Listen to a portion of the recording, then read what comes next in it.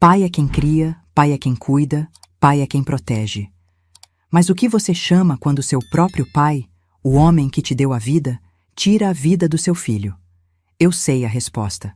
Chama de monstro. E monstro foi o que ele se tornou no dia que matou meu Rafael. Meu nome é Marivalda Conceição Santos.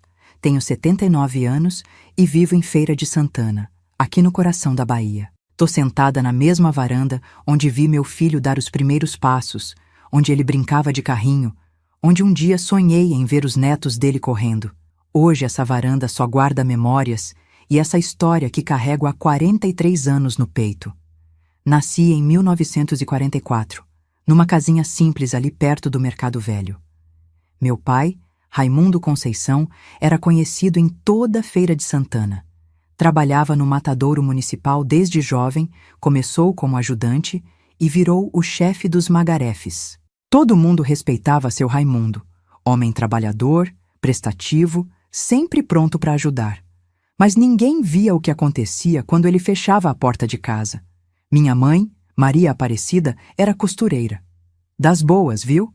Fazia vestido de noiva que parecia obra de arte, bordado à mão que levava meses para ficar pronto. Moça bonita do interior de Serrinha, conheceu meu pai numa festa de São João e se encantou. Casaram rápido, ela com 18, ele com 25. Foram felizes nos primeiros anos, pelo menos era o que ela contava. A bebida entrou na vida do meu pai devagar, como cobra que se aproxima da presa. Primeiro era só nos fins de semana, com os amigos. Depois passou para dias de semana. Quando nasci, em 1944, ele já bebia todo santo dia. E com a bebida vinha a outra face, o homem violento que minha mãe conheceu tarde demais. Lembro das primeiras memórias. Eu devia ter uns 4, 5 anos. O barulho do portão batendo forte, o arrastar dos pés no corredor, o cheiro de cachaça misturado com sangue de boi que vinha do matadouro. Minha mãe me mandava para o quarto, mas as paredes finas não escondiam nada. Os gritos, as coisas quebrando, o choro abafado dela depois que tudo passava. Cresci aprendendo a ler os sinais de perigo. O jeito como ele pisava na porta, o tom de voz quando chamava minha mãe, até o silêncio tinha significado. Quando estava muito quieto é que era pior. A tempestade vinha com força total. Antes de continuar, quero agradecer vocês que estão me ouvindo. É difícil contar essa história, mas precisa ser contada. Me digam aí nos comentários de que cidade vocês estão assistindo. É bom saber que minha voz está chegando longe. E se puderem, deixem o like e se inscrevam no canal, nesse canal incrível que dá voz para todas as mulheres do Brasil. Cada pessoa que se inscreve é como um abraço que chega até aqui. Minha mãe tentava me proteger como podia. Me escondia no guarda-roupa quando ele chegava muito alterado. Me mandava para casa da vizinha com qualquer desculpa. Mas nem sempre dava tempo. Lembro de uma noite, eu tinha uns 7 anos, estava ajudando ela a bordar um vestido de primeira comunhão. Mesa cheia de linha branca, tecido delicado, trabalho de semanas. Meu pai chegou mais cedo que o normal, já cambaleando. Viu aquilo tudo espalhado e explodiu. Gastando dinheiro com essas porcarias. Mulher minha não precisa trabalhar. Num movimento só, jogou tudo no chão. O vestido que minha mãe tinha passado 3 semanas bordando, ele rasgou no meio como se fosse papel. Minha mãe chorou baixinho, aprendeu que chorar alto só piorava as coisas, mas eu, criança que era, gritei para ele parar. Foi meu erro. O tapa que levei foi tão forte que voei longe, bati com as costas na parede. Filha minha, não grita comigo! Ele berrou, os olhos vermelhos de álcool e raiva. Minha mãe se jogou entre nós, me protegeu com o corpo. Apanhou por mim naquela noite. No dia seguinte estava com o olho roxo, o lábio cortado, mas sorria para mim, fingindo que nada tinha acontecido. Tá tudo bem, filhinha. Papai estava nervoso do trabalho, mas já passou. Sempre passava. E sempre voltava. Era um ciclo sem fim que a gente vivia. Violência, perdão, uns dias de paz, violência de novo. Os vizinhos sabiam, claro. Feira de Santana era cidade pequena na época. Todo mundo conhecia todo mundo. Mas ninguém se metia. Em briga de marido e mulher, ninguém mete a colher, diziam. Raimundo é homem bom, só fica assim quando bebe? Homem bom. É impressionante como a bebida serve de desculpa para tudo. Bateu na mulher? Foi a bebida. Bateu na filha? Foi a bebida. Como se a cachaça criasse o monstro do nada, em vez de só revelar o que já estava ali dentro. Minha mãe adoeceu quando eu tinha 15 anos. Começou com um caroço no seio direito. Ela escondeu por meses, com medo de ir no médico, medo de gastar dinheiro, medo do meu pai reclamar. Quando finalmente foi, já era tarde. O câncer tinha se espalhado rápido como fogo em mato seco. Foram 6 meses de agonia. Vi minha mãe, que era forte como aroeira, definhar dia após dia. O tratamento naquela época era precário. Cirurgia para tirar o seio, umas medicações que mais faziam mal que bem. No final, pesava menos que eu, os ossos aparecendo sob a pele, os olhos fundos, mas ainda cheios de amor quando me olhavam. Curiosamente, meu pai melhorou nesse período. Bebia menos, chegava mais cedo em casa, até ajudava a cuidar dela. Tarde demais para consertar anos de violência, mas pelo menos deu um pouco de paz para os últimos dias dela. No leito de morte, minha mãe me chamou perto. A voz já era sussurro, mas as palavras ficaram gravadas em mim. Cida, minha filha, promete que vai sair dessa casa. Promete que vai casar com um homem bom, ter sua família longe daqui. Promete que vai ser feliz. Prometi segurando a mão dela, que já estava fria mesmo com o calor de agosto. Ela morreu no dia 27 de agosto de 1960, com o sol nascendo. Parecia finalmente em paz, livre da dor do corpo e da alma. Eu, aos 16 anos, fiquei sozinha com o homem que mais temia no mundo. Sem minha mãe para servir de escudo, virei o alvo principal. Meu pai voltou a beber pesado, e as surras ficaram piores. Agora eu que tinha que cuidar da casa, cozinhar, lavar, passar e ainda aguentar as explosões de raiva dele. Qualquer coisa era motivo. Sal demais na comida, camisa mal passada, um olhar que ele interpretava como desafiador. Aprendi a me proteger como podia. Escondia facas e objetos pesados quando ele chegava bêbado.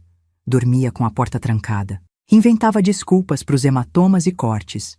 Caí da escada, bati na quina da mesa, escorreguei no quintal molhado. As pessoas fingiam acreditar, mas o olhar de pena denunciava que sabiam a verdade. Foi numa feira de sábado, em março de 1962, que minha vida começou a mudar. Tinha ido comprar feijão e farinha para o almoço. Na barraca de verduras do seu Miguel, trabalhava um rapaz que nunca tinha visto. Alto, forte, com um sorriso que iluminava o rosto moreno e mãos grandes de quem conhece trabalho pesado. Moça bonita dessa merece desconto especial, ele disse quando me viu, piscando um olho de um jeito charmoso. Ri pela primeira vez em meses. Descobri que se chamava João Santos, tinha 23 anos, era órfão criado pelos tios. Trabalhava desde menino, conhecia o valor do suor honesto. Diferente dos rapazes da cidade, que só pensavam em farra, João tinha planos, queria juntar dinheiro, ter seu próprio negócio, construir uma vida digna. Começamos a conversar todo sábado na feira. Ele sempre guardava as melhores verduras para mim, jogava um extra na sacola sem cobrar. Os encontros na feira viraram encontros na praça, sempre com alguma prima servindo de álibi. O namoro tinha que ser escondido. Se meu pai descobrisse, seria o fim para nós dois. João era tudo o que meu pai não era: gentil, carinhoso, respeitador. Nunca tentou nada além de segurar minha mão. Sempre me tratou como se eu fosse de porcelana fina. Contava piadas para me fazer rir, trazia docinhos que comprava na feira, escrevia bilhetinhos apaixonados que eu escondia no fundo da gaveta. 6 meses depois, numa tarde de domingo em que meu pai tinha saído, João apareceu em casa. Vestia a melhor roupa, estava nervoso como menino em dia de prova. Trouxe os tios junto. Seu Antônio e Dona Marlene, gente boa e respeitada na cidade. Quando abri a porta, meu coração disparou. Sabia o que aquilo significava. Dona Marivalda, ele começou formal, depois riu da própria formalidade. Cida, vim pedir sua mão em casamento. Sei que seu pai não tá, mas volto quantas vezes precisar até ele aceitar. Os tios confirmaram que era rapaz direito, trabalhador, de boa família, apesar de órfão. Expliquei a situação delicada com meu pai, os riscos de pedir permissão, mas João era determinado. Vou tirar você dessa casa, Cida, nem que seja a última coisa que eu faça. Quando meu pai chegou à noite, contei sobre a visita. A reação foi pior que esperava. Quebrou pratos, gritou que filha dele não casava com qualquer um, que eu era muito nova, que homem só queria se aproveitar. Apanhei naquela noite por ter recebido João em casa. Mas pela primeira vez, a dor física não importava. Tinha esperança. João voltou no domingo seguinte. E no outro. E no outro. Sempre com os tios, sempre respeitoso, sempre apanhando insultos do meu pai sem revidar. A persistência começou a funcionar. Meu pai, vendo que o rapaz não desistia e que a história já corria pela cidade, acabou cedendo. Mas com condições. Casa, mas ela mora aqui, não vou ficar sozinho nessa idade. E o marido que sustente ela, não quer o genro pedindo nada. João aceitou todas as condições. Para ficar comigo, aceitaria qualquer coisa. Mas já planejava nossa fuga. Trabalhar dobrado, juntar dinheiro, construir nossa casinha longe dali. Casamos em junho de 1963. Foi uma cerimônia simples na Igreja São José, mas para mim foi digna de princesa. Meu vestido foi um que minha mãe tinha começado antes de morrer. Terminei as costuras chorando sobre o tecido, sentindo a presença dela em cada ponto. João chorou quando me viu entrando na igreja. Parece um anjo, sussurrou quando segurou minha mão no altar. A festa foi pequena, no quintal da casa dos tios dele. Meu pai apareceu só pro casamento, já meio alto, fez um discurso constrangedor sobre responsabilidades de homem casado e foi embora. Não importava, eu tinha João agora, tinha futuro, tinha esperança. Morei mais 3 meses na casa do meu pai depois de casada. João me visitava todo dia depois do trabalho, jantava conosco, refeições tensas com meu pai, resmungando e bebendo, me levava para passear na praça. Enquanto isso, ele trabalhava em 2 empregos, na feira de dia e num depósito à noite, juntando cada centavo. Em setembro, 3 meses depois do casamento, João chegou com um sorriso enorme.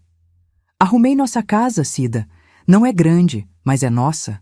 Era uma casinha de 2 cômodos na Rua da Matriz, alugada, mas com opção de compra. Pequena, simples, mas parecia palácio para mim. Meu pai ficou furioso quando contei que estava me mudando. Combinamos que ia morar aqui. Homem que não cumpre palavra não presta. Mas João foi firme pela primeira vez.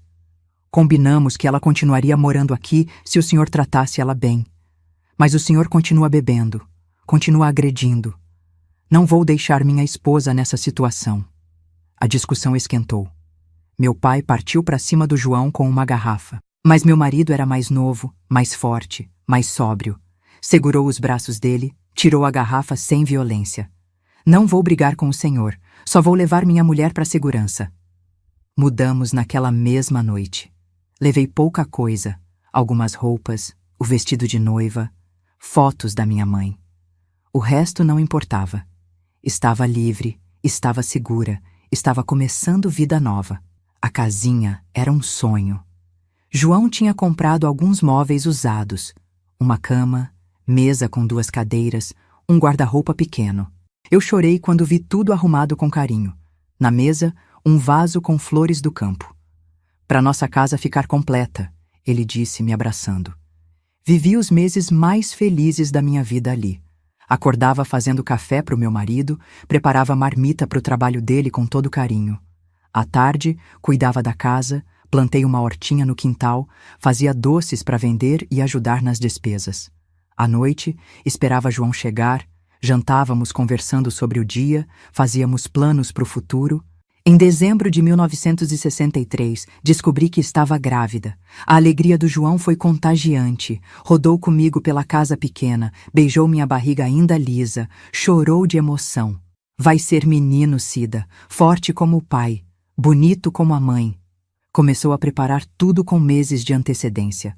Pintou o quartinho, fez um berço de madeira com as próprias mãos, comprava roupinhas sempre que podia. Rafael nasceu no dia 15 de março de 1964. Parto difícil, 12 horas de trabalho, mas quando ouvi o primeiro choro dele, esqueci toda a dor. João chorou mais que o bebê quando pegou o filho nos braços. Olha, Cida, é perfeito, tem meu nariz e seus olhos. Era mesmo perfeito. 3,5 quilos, 49 centímetros. Uma cabeleira preta que parecia que já tinha nascido penteado. Desde o primeiro dia, Rafael mostrou que era especial. Não chorava à toa, mamava forte, observava tudo com aqueles olhinhos espertos. Meu pai demorou uma semana para conhecer o neto. Apareceu numa tarde, sóbrio para variar, desajeitado com o pacotinho nos braços. Quando viu Rafael, algo mudou no rosto duro dele. Pegou o bebê com cuidado, examinou cada detalhe. É um Conceição legítimo, disse devolvendo-o de neto. Vai ser homem de verdade esse aqui. A partir dali, meu pai começou a visitar regularmente. Sempre sóbrio quando vinha ver Rafael, o que era milagre. Trazia presentinhos, um chocalho, uma roupinha, um brinquedo de madeira. O neto conseguiu o que anos de súplicas da esposa e da filha não conseguiram. Fez Raimundo Conceição diminuir a bebida. Rafael cresceu rodeado de amor na nossa casinha. João era pai babão. Chegava do trabalho e ia direto pegar o filho, conversava com ele como se entendesse tudo, cantava para dormir. Eu me dividia entre os cuidados com nosso tesouro e os afazeres de casa, mas era uma rotina doce, cheia de propósito. Aos 6 meses, Rafael já sentava sozinho. Com 1 ano, andava pela casa toda, mexendo em tudo. Aos 2 anos, falava frases completas, fazia perguntas sem parar. Era inteligente demais para o próprio bem. Às vezes me dava medo tanta esperteza numa criança tão pequena. Meu pai virou outro avô. Visitava todo fim de semana, sempre trazendo algo para o neto. Levava Rafael para passear na feira. Apresentava para todo mundo como meu neto gênio. A transformação era impressionante. O homem violento que conhecia a vida toda derretia na presença daquele menino. Mas isso é assunto para o próximo capítulo. O que importa agora é que tive meus anos dourados ali. Marido amoroso, filho saudável, paz que nunca conheci. João prosperava no trabalho, já planejava abrir seu próprio negócio. Rafael crescia forte e inteligente. Até meu pai parecia ter encontrado redenção no neto. Como diz o ditado, alegria de pobre dura pouco. Mas enquanto durou, foi a coisa mais linda do mundo. Quem diria que o homem que me aterrorizou a infância inteira ia virar um avô coruja? Mas foi exatamente isso que aconteceu quando Rafael entrou na vida dele. Era como se meu filho tivesse poderes mágicos. Transformava meu pai num homem diferente, irreconhecível, quase manso. 1970. Rafael tinha 6 anos. Lembro como se fosse ontem dele correndo pelo quintal atrás das galinhas, o cabelo preto voando, a risada ecoando pela rua toda. João tinha conseguido comprar nossa casinha afinal. 3 anos pagando aluguel religiosamente convenceram o dono a vender. Não era grande coisa, mas era nossa. Aumentamos um cômodo, fizemos um quintal decente, plantamos um pé de manga que até hoje está lá. Meu pai visitava todo fim de semana sem falta. Chegava cedo no sábado, sempre com algum agrado para o neto. Ora um carrinho de madeira, ora um saco de balas, ora um livro de histórias. A bebida, que foi companheira dele por décadas, sumiu como por encanto, pelo menos quando estava perto do Rafael. Vô Mundo chegou! Rafael gritava quando avistava ele no portão. Apelido que o menino inventou e pegou. Raimundo virou Mundo, e Mundo era outro homem quando o neto estava por perto. Naquele ano, Rafael entrou na escola. Orgulho da professora desde o primeiro dia. Já sabia ler e escrever o nome, fazia contas simples, tinha uma memória impressionante.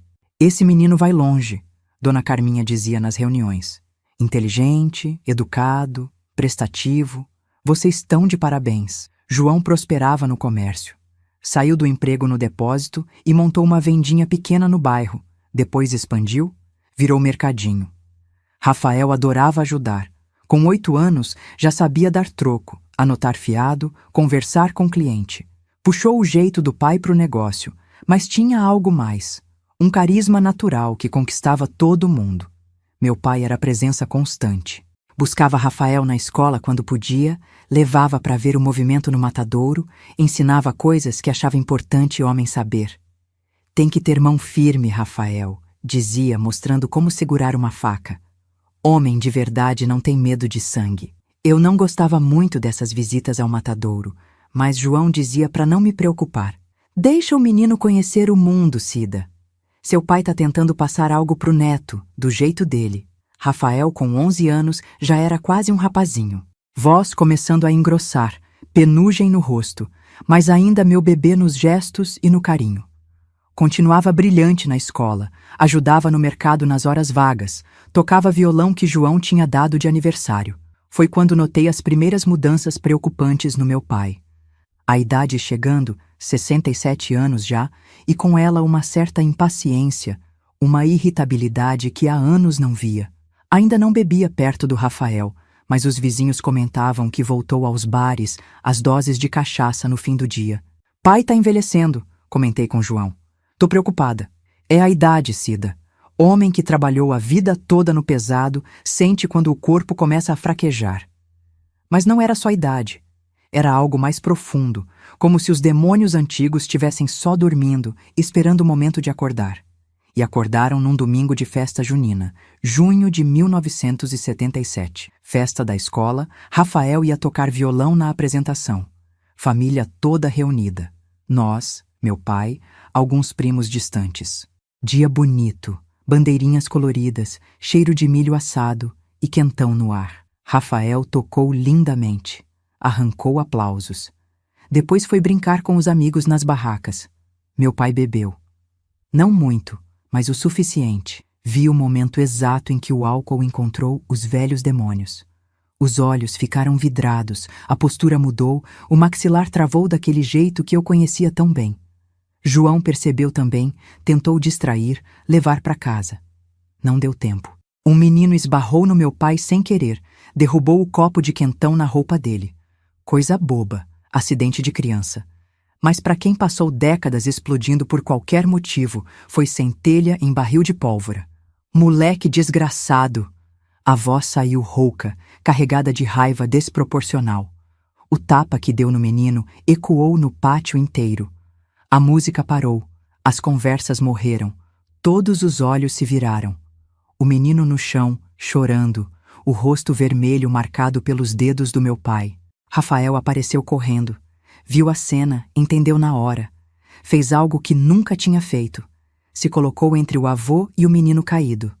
Não vou. Foi sem querer. Ele não fez por mal. Meu pai olhou pro neto como se não reconhecesse. Por um segundo eterno, achei que ia bater nele também.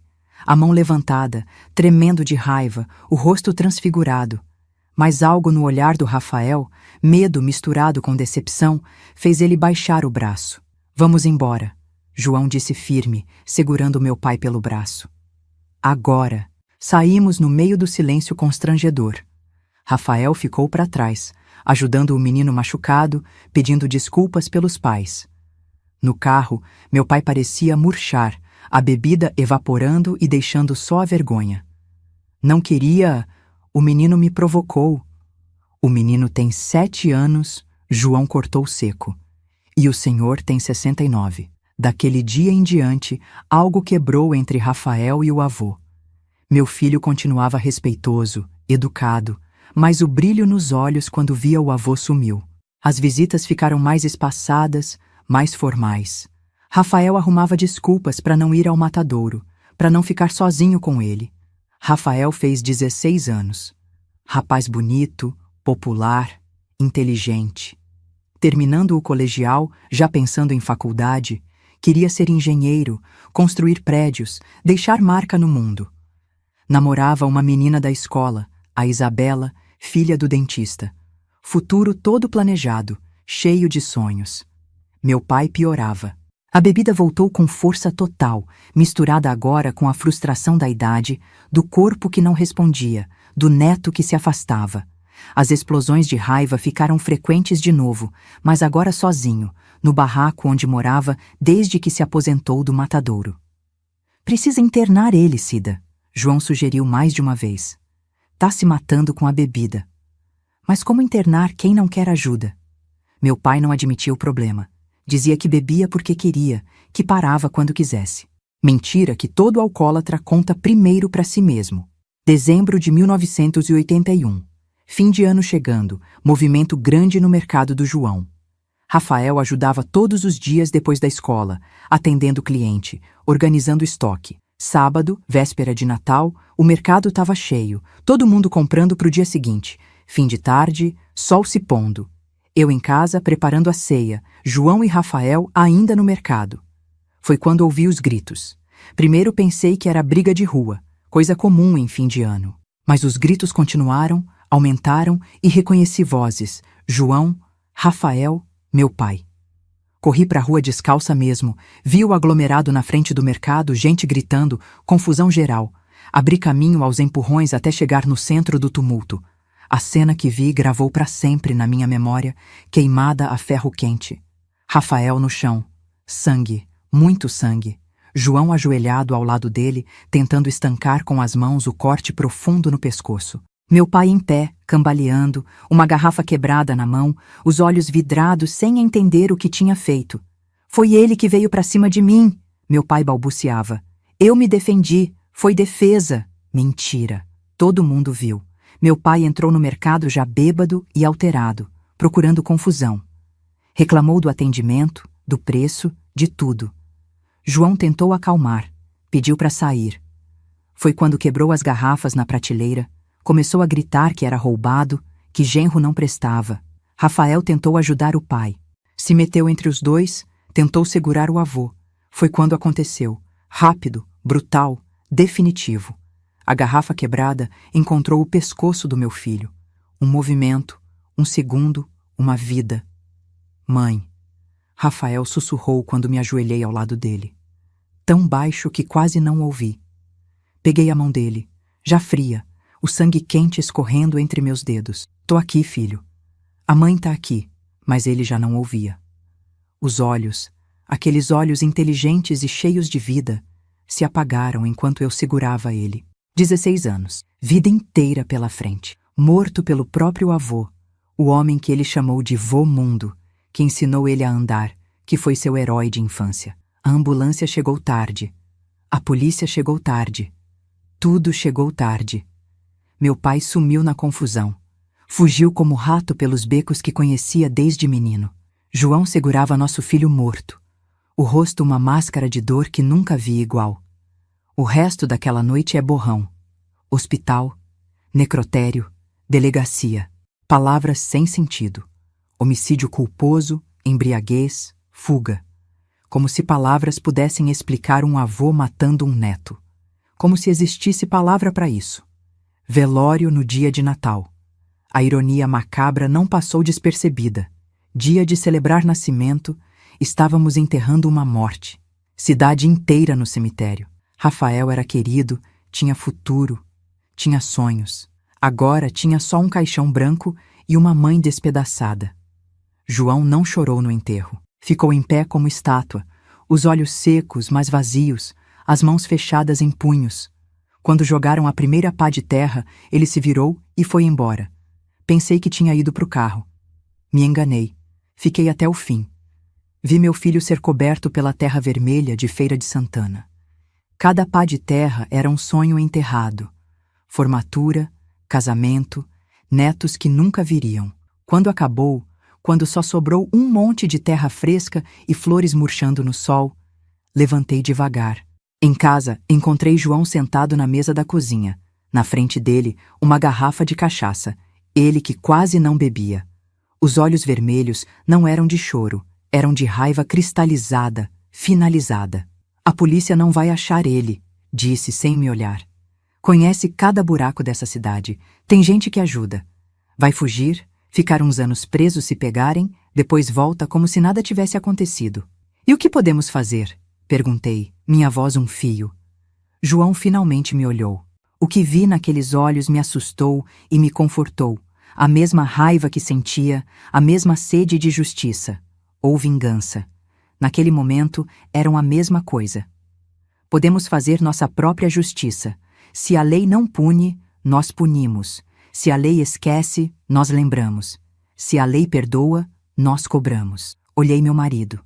O homem gentil que me salvou, que construiu comigo uma vida, que chorou de alegria quando nosso filho nasceu. Agora era outro homem. A dor tinha transformado ele, como me transformou. Éramos outros, éramos pai sem filho, éramos sede de vingança em forma humana. O que você tem em mente?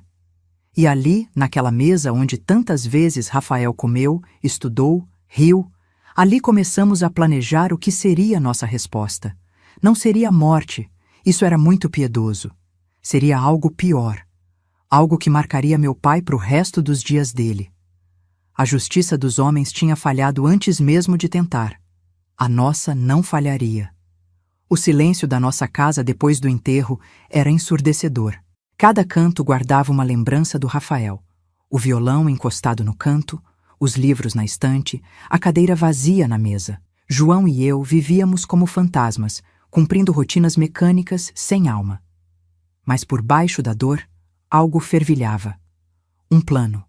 Uma necessidade de justiça que a lei não daria. Janeiro de 1982. Um mês sem nosso filho. A polícia procurava meu pai sem muito empenho. Ele deve ter fugido para o interior, dona Marivalda. Velho como ele não vai longe. Incompetentes ou coniventes. Em cidade pequena, nunca se sabe onde termina uma coisa e começa outra. João mudou completamente. O homem que conheci, doce e paciente, virou estrategista frio. Passava horas estudando mapas, fazendo contatos, reunindo informações. Usou cada conhecimento que tinha do comércio, cada favor devido, cada amizade cultivada em anos de negócio. Descobri que ele passou por Ipirá semana passada. Disse numa noite, entrando em casa com um olhar determinado. Tentou arranjar emprego num matadouro clandestino. Não ficou. Bebeu demais, chamou atenção. A rede de informações que João montou era impressionante. Caminhoneiros, feirantes, vendedores ambulantes, todo mundo que circulava pelo interior da Bahia virou nossos olhos e ouvidos.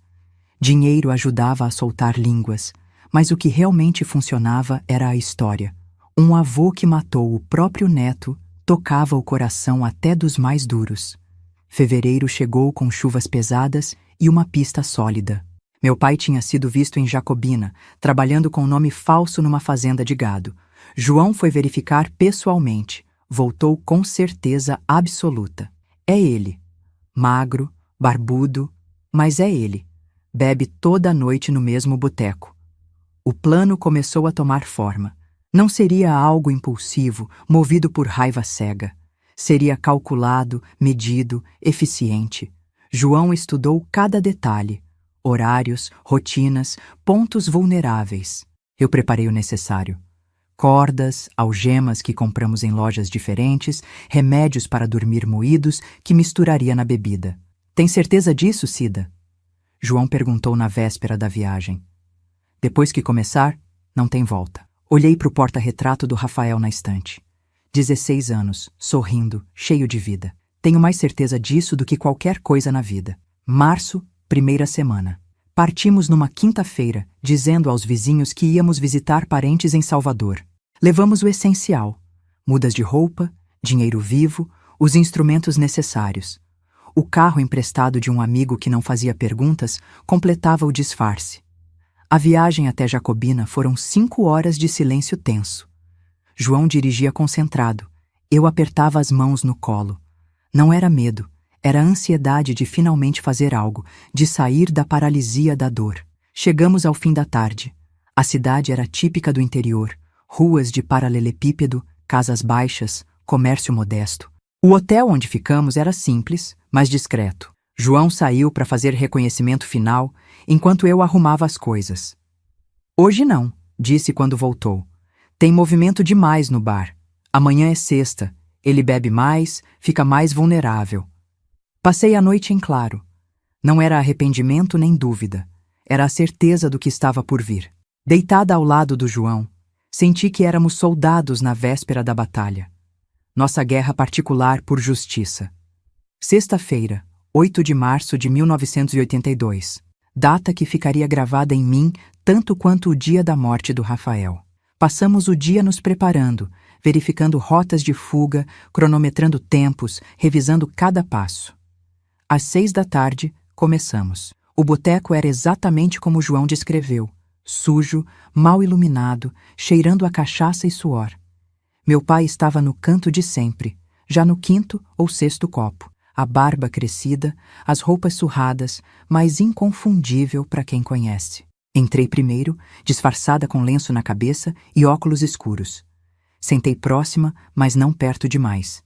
Pedi uma cerveja que não tomaria. Esperei. João ficou do lado de fora, vigiando. Meu pai bebia metodicamente, perdido em pensamentos que só podia imaginar. Seria remorso? Medo? Ou só o vazio de quem perdeu a humanidade? Quando levantou para ir ao banheiro, agi.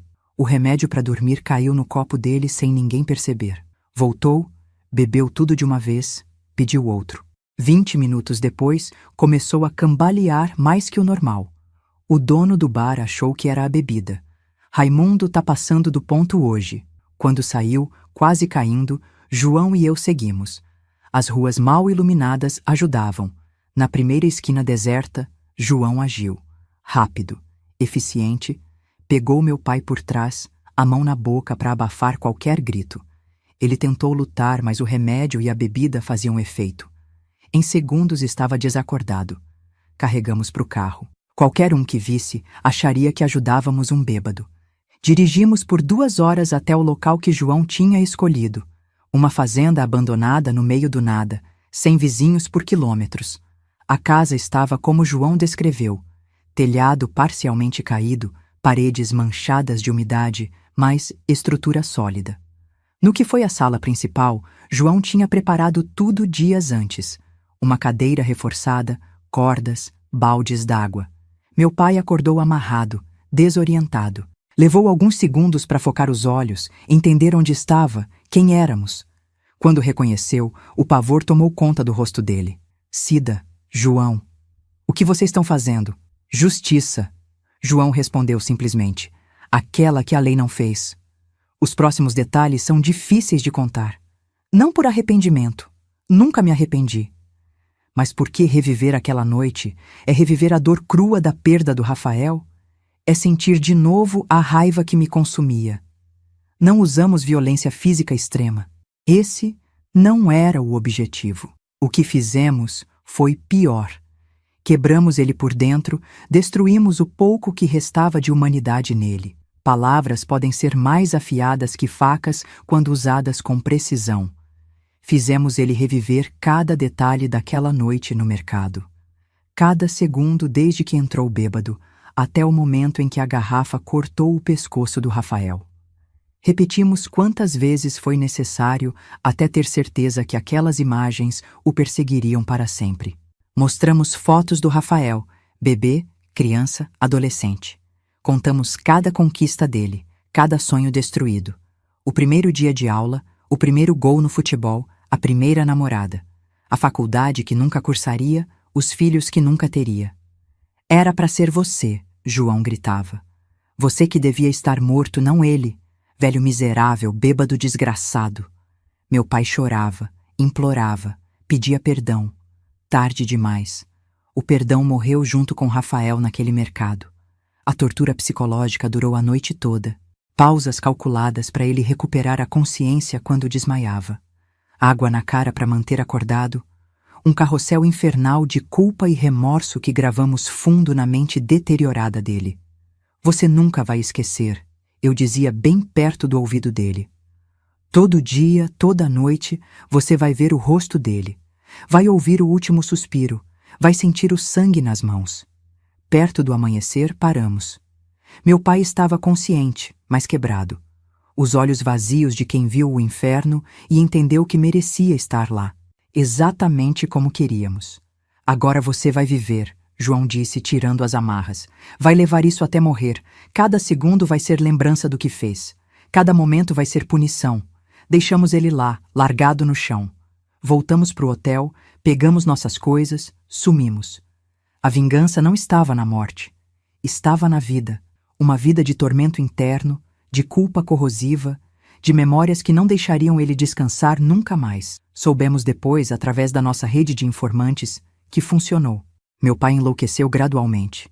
Andava pelas ruas murmurando o nome do Rafael, acordava gritando de pesadelos, via o rosto do neto em todo lugar. O álcool não ajudava mais. Só piorava as visões. Virou mendigo em questão de meses. Os trabalhos não duravam porque os surtos assustavam todos.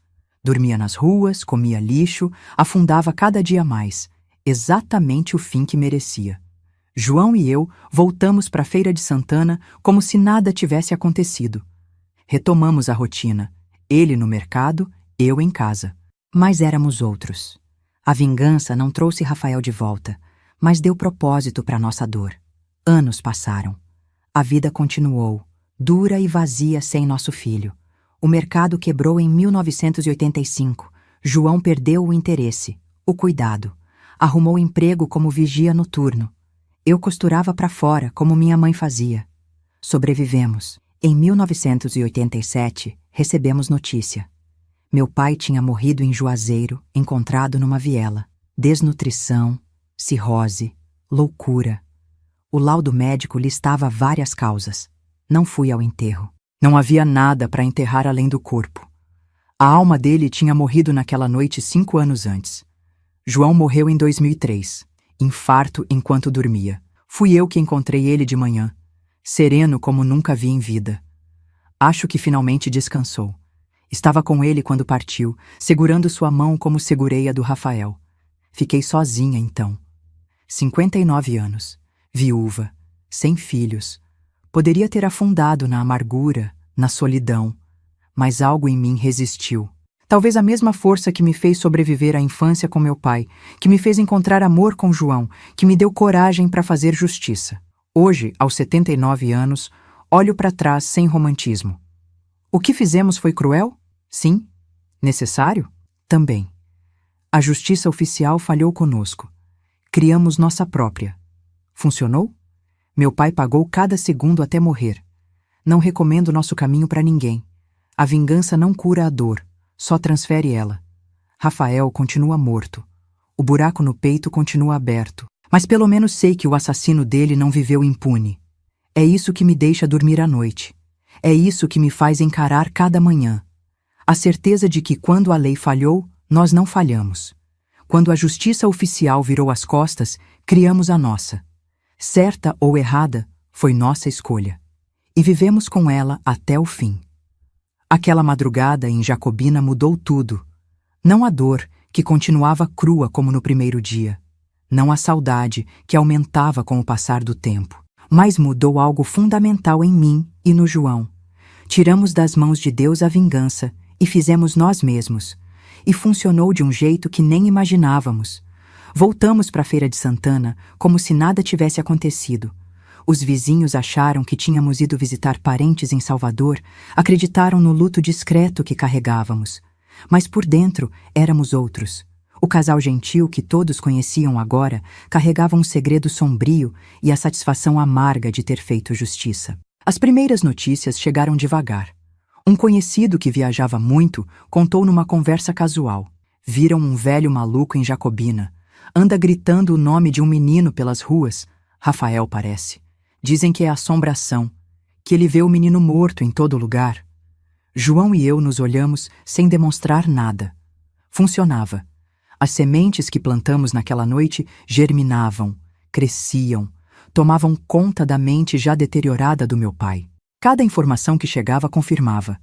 Ele estava pagando, do jeito que queríamos. Abril de 1982. A vida seguia sua rotina cruel de normalidade. João abria o mercado toda manhã. Eu cuidava da casa vazia demais. O quarto do Rafael continuava intocado. Uma decisão mútua e silenciosa de preservar algo dele. O violão no mesmo lugar, os livros esperando um leitor que nunca voltaria. Foi numa tarde de quinta que chegou em casa um homem que não conhecia. Alto, magro, barba rala, roupas simples, mas limpas. Bateu no portão educadamente, tirou o chapéu quando abri. Dona Marivalda, meu nome é Francisco, vim de Jacobina. Preciso falar com a senhora sobre seu pai. Meu sangue gelou. Seria a polícia? Alguém tinha descoberto? João estava no mercado, eu estava sozinha. Mas algo no olhar do homem, cansaço misturado com compaixão, me fez abrir o portão. Sentamos na varanda. Francisco aceitou o café que ofereci, tomou devagar antes de falar. Eu trabalho no hospital de Jacobina. Seu pai foi internado ontem. Não está bem da cabeça, dona. O que tem ele? Perguntei, mantendo a voz neutra. Os médicos dizem que é psicose alcoólica misturada com trauma severo. Ele tem alucinações terríveis. Vê um menino morto constantemente. Grita por perdão, chora como criança. Ontem tentou se jogar do telhado do hospital, disse que o menino estava chamando ele. Tomei meu café sem demonstrar nada. Por dentro, sentia uma satisfação fria. Estava funcionando melhor do que planejamos. A tortura psicológica que aplicamos naquela noite tinha se enraizado, crescido, consumido o pouco de sanidade que restava nele. Por que veio me contar isso? Perguntei finalmente. Francisco hesitou. Quando ele está lúcido, coisa rara, repete seu nome. Diz que a filha precisa perdoar ele, que não consegue morrer sem perdão. Os médicos acharam que talvez a senhora quisesse... Não quero. Cortei seco. Ele sabe o que fez. Se está sofrendo, é consequência dos próprios atos. Não tenho perdão nenhum para dar. O homem assentiu devagar como se entendesse. Terminou o café, se levantou. Vou dizer que não encontrei a senhora. Mas, dona, se me permite, às vezes o perdão é mais pela gente que pelo outro. Obrigada pelo conselho, mas algumas coisas são imperdoáveis. Ele foi embora. Nunca mais o vi. Mas as notícias continuaram chegando pelos meses seguintes. Meu pai fugiu do hospital, virou morador de rua. Perambulava pelas cidades do interior, sempre fugindo de algo que só ele via. O fantasma do Rafael, criado por nós naquela noite, era seu companheiro constante. João ficou obcecado em acompanhar o paradeiro dele. Criou uma rede de informantes, caminhoneiros, vendedores ambulantes, gente que circulava pela Bahia toda.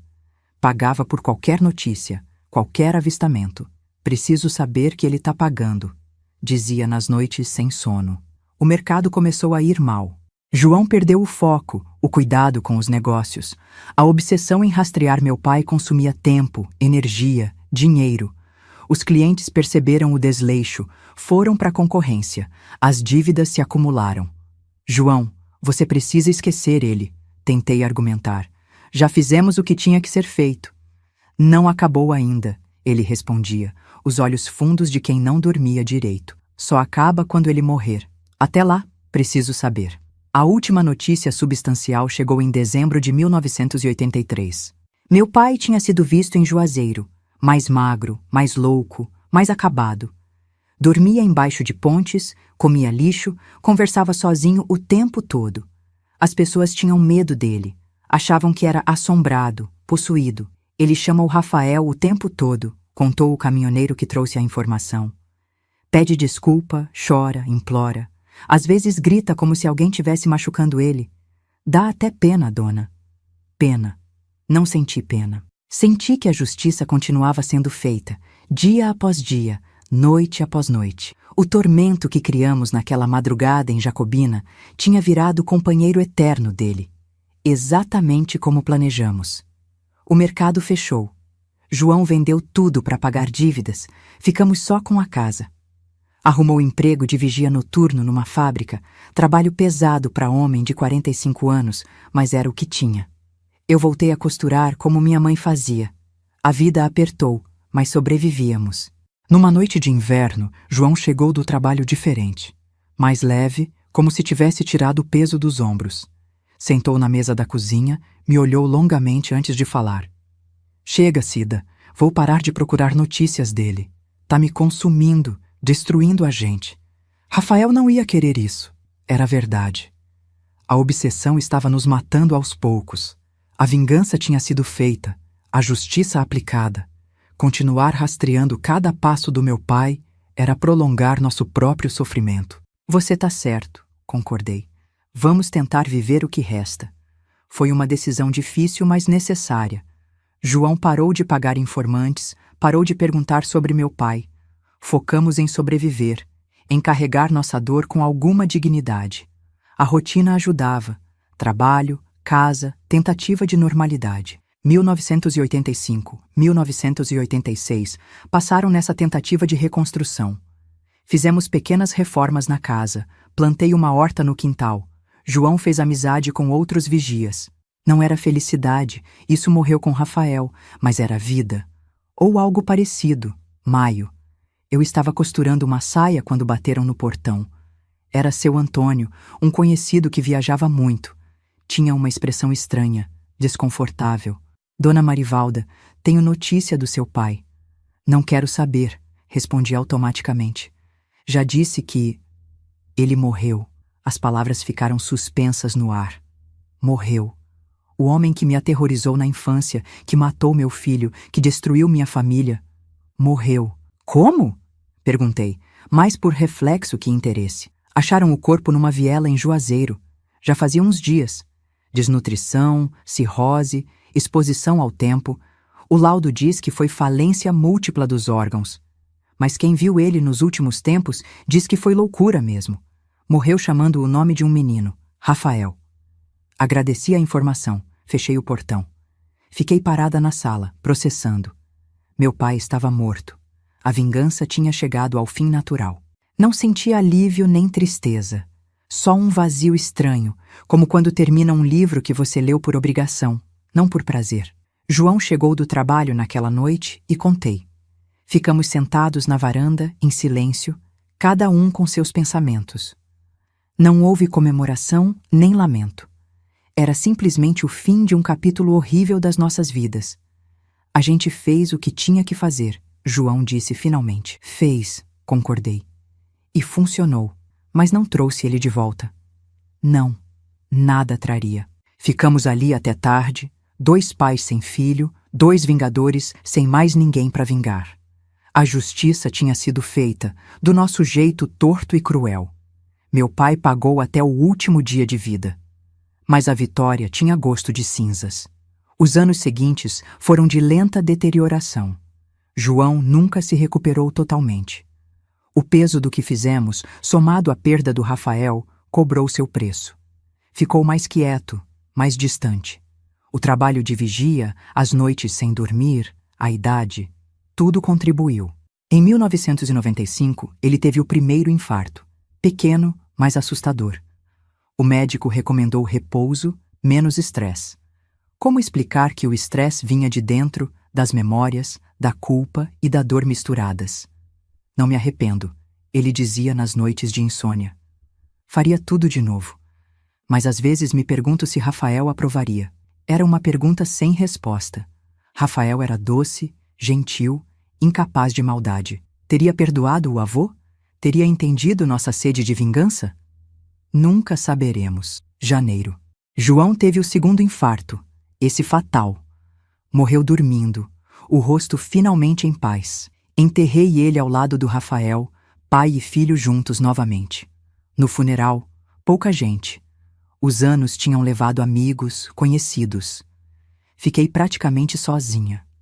Sozinha com minhas memórias, meus segredos, minhas certezas e dúvidas. A casa vazia demais, o silêncio pesado demais. Mas continuei. Por teimosia, talvez. Ou porque parar seria admitir derrota final. Hoje, aos 79 anos, sento nessa mesma varanda e penso em tudo. A violência da minha infância que gerou mais violência. O amor que encontrei com João. O filho perfeito que tivemos e perdemos. A vingança que executamos com precisão cirúrgica. Foi certo? Foi errado? Não cabe a mim julgar mais. Fiz o que achei necessário no momento. João também. Meu pai pagou de forma exemplar pelo crime hediondo que cometeu. Rafael continua morto, mas, pelo menos, não morreu impune. Se pudesse voltar no tempo, mudaria algo? Talvez tentasse internar meu pai antes, tratar o alcoolismo, quebrar o ciclo. Mas talvez não adiantasse. Algumas pessoas carregam violência na alma, e álcool só libera o que já existe. O que sei é que vivi. Amei, odiei, sofri, vinguei. Experimentei os extremos da condição humana. Fiz escolhas terríveis e vivi com as consequências. Não sou heroína nem vilã. Sou só uma mulher que fez o que achou justo quando a justiça oficial falhou. É isso que quero que entendam. Não estou aqui para dar lição de moral ou buscar absolvição. Estou contando minha história porque precisa ser contada. Porque em algum lugar, agora mesmo, outra família pode estar vivendo drama parecido. E para essas pessoas, meu conselho é contraditório. Busquem a justiça legal primeiro. Esgotem todas as possibilidades oficiais. Mas se, como nós, forem abandonados pelo sistema, lembrem, vocês não estão sozinhos. Outros já trilharam esse caminho sombrio antes. Não é caminho fácil. A vingança cobra seu preço, deixa marcas, muda quem você é. Mas às vezes, em situações extremas, é o único caminho possível. Cabe a cada um decidir se vale a pena pagar esse preço. Para mim, valeu. Durmo tranquila, sabendo que meu pai morreu atormentado pelo crime que cometeu. Que o fantasma do Rafael, criado por nossas mãos naquela noite em Jacobina, foi seu companheiro até o fim. Justiça? Vingança? No fim, qual a diferença quando seu filho está morto e o assassino é seu próprio pai? 43 anos se passaram desde aquela noite em Jacobina. 43 anos carregando o peso do que fizemos, o segredo que dividi apenas com João. Agora, aos 79 anos, sentada nessa varanda onde vi meu filho crescer e de onde parti para vingar sua morte, chegou a hora de falar sobre as consequências, sobre o depois, sobre o preço real da vingança. 2003 foi o ano que fiquei verdadeiramente sozinha. João partiu em janeiro, levando consigo metade da minha história. No velório, poucas pessoas. O tempo tinha levado amigos, afastado conhecidos. Enterrei ele ao lado do Rafael, pai e filho reunidos na morte, como foram separados em vida. Voltei para casa vazia e me perguntei: e agora? Aos 59 anos, viúva, sem filhos, sem família próxima, carregando um segredo que pesava mais a cada ano. A aposentadoria mal dava para sobreviver. A casa precisava de reparos, o corpo começava a cobrar a conta dos anos difíceis. Foi aí que descobri algo surpreendente. Eu era mais forte do que pensava. Talvez a mesma força que me fez sobreviver à infância com meu pai, que me deu coragem para executar nossa vingança, ainda estava lá. Comecei a costurar mais, pegando encomendas das vizinhas. Plantei uma horta maior no quintal, vendi verduras na feira. Sobrevivi. Um domingo de manhã, bateram no meu portão. Quando abri, quase caí para trás. Ali estava Maria Clara, filha do meu primo distante, que eu não via há décadas. Mas não foi isso que me chocou. Foi o menino ao lado dela, uns 15 anos, o rosto uma cópia perfeita do meu Rafael na mesma idade.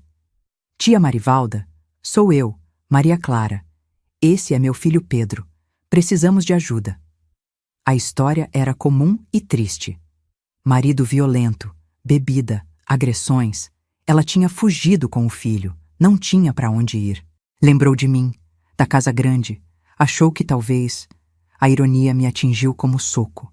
Ali estava eu, que tinha executado vingança terrível contra a violência doméstica, sendo procurada como refúgio por outra vítima. Olhei o menino de novo, Pedro, o mesmo nome do neto que perdi.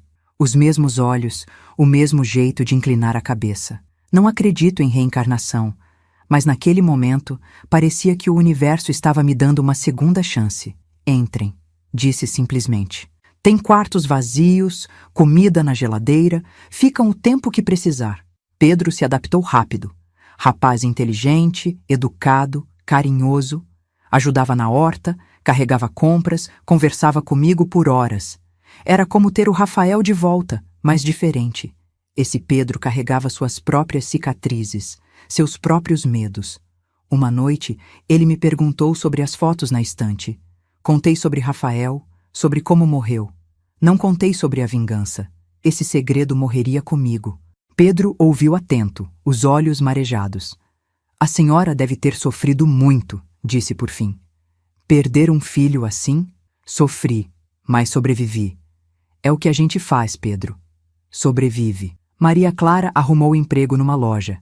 Pedro entrou na escola. A casa voltou a ter vida. Risadas, conversas, movimento. Eu cozinhava com prazer de novo. Passava as tardes ajudando Pedro com as lições. Era quase como uma segunda chance. Uma vida alternativa onde as tragédias não tinham acontecido. Pedro se formou no ensino médio, conseguiu bolsa numa faculdade em Salvador. Engenharia como Rafael sonhava. No dia que ele partiu, chorei como não chorava desde a morte do João. Mas eram lágrimas diferentes, de orgulho, de realização, de ciclo se completando. Maria Clara ficou. Tínhamos criado uma família improvável, 2 mulheres marcadas pela violência masculina, unidas pela necessidade e pela escolha. Ela cuidava de mim conforme envelhecia, eu oferecia o porto seguro que ela nunca teve. Pedro se formou, arrumou emprego numa construtora grande. Casou com uma moça boa, tiveram filhos. Vinham me visitar sempre que podiam. Os bisnetos, porque era assim que me chamavam, corriam pelo quintal como Rafael corria, subiam na mesma mangueira, riam das mesmas brincadeiras. Foi numa dessas visitas que Pedro me fez a pergunta que temia há anos. Vó, o que aconteceu com o assassino do Rafael? A justiça foi feita? Olhei aquele rosto tão parecido com meu filho morto e tomei uma decisão. Contaria parte da verdade, não toda. Foi feita, Pedro. Do jeito dele, mas foi. Morreu louco, atormentado pelo crime. Nunca teve paz depois do que fez. A senhora o perdoou? Não. Algumas coisas são imperdoáveis, mas aprendi a viver com isso, a não deixar o ódio me consumir. Foi difícil, mas necessário. Ele assentiu, parecendo entender. Nunca mais tocou no assunto. A pandemia chegou. O mundo parou. Fiquei isolada por meses. Só Maria Clara podia me visitar. Foi tempo de reflexão forçada, de revisitar memórias, de fazer as pazes com algumas decisões. Não me arrependi da vingança. Nunca me arrependeria. Mas entendi que carregar o segredo sozinha era desnecessário. Comecei a escrever. Não tudo, não os detalhes sórdidos, mas a essência. A violência que gera violência. A justiça que falha. As escolhas impossíveis que às vezes temos que fazer. Era catártico colocar no papel, mesmo que ninguém fosse ler. Meu neto postiço, filho do Pedro, me ensinou sobre internet, YouTube, essas coisas modernas. Falou que histórias de vida interessavam as pessoas, que eu devia compartilhar a minha. Resisti no início. Uma velha de 79 anos no computador? Mas ele insistiu, me ajudou, gravou os primeiros vídeos, e aqui estamos. Eu, Marivalda, contando para vocês uma história que guardei por 4 décadas. Não completa. Alguns segredos morrem conosco, mas verdadeira no que importa. Uma história sobre amor e ódio, sobre justiça e vingança, sobre as escolhas extremas que pessoas comuns fazem em situações extremas. Não busco absolvição. Não ofereço lições de moral. Apenas compartilho minha verdade na esperança de que ajude alguém em algum lugar que esteja passando por algo parecido. A violência doméstica ainda mata. A justiça ainda falha. As vítimas ainda são abandonadas pelo sistema.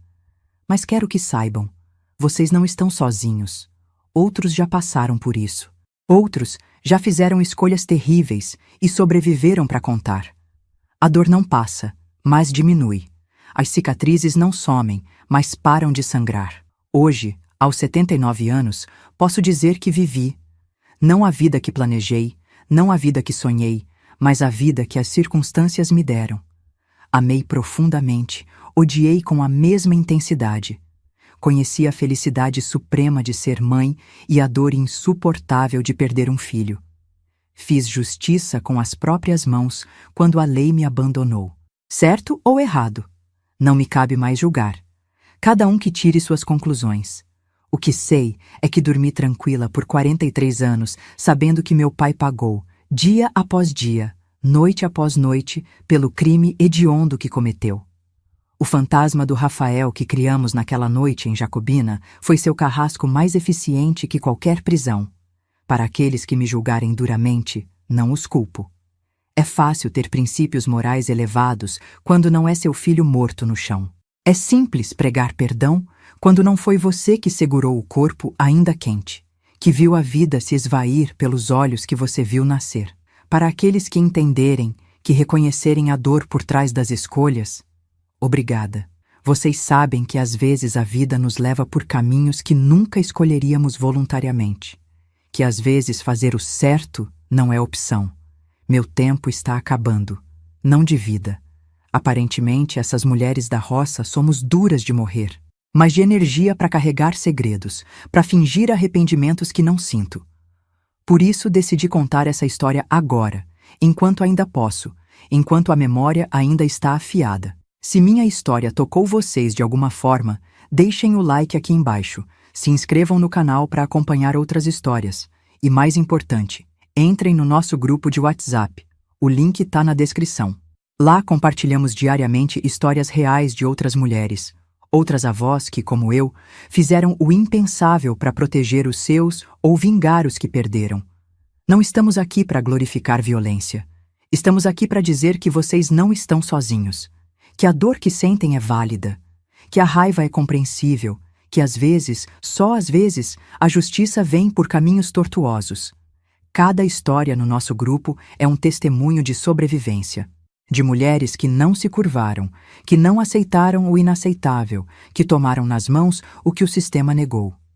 Não somos santas nem demônios, somos apenas humanas levadas ao limite. Para finalizar, quero deixar uma mensagem para você que está passando por situação similar, que tem medo, que se sente abandonada pela justiça, que pensa em fazer algo drástico. Pense muito, pense 2, 3, 1000 vezes, porque uma vez feito, não tem volta. Você vai carregar isso para o resto da vida. Vai mudar quem você é.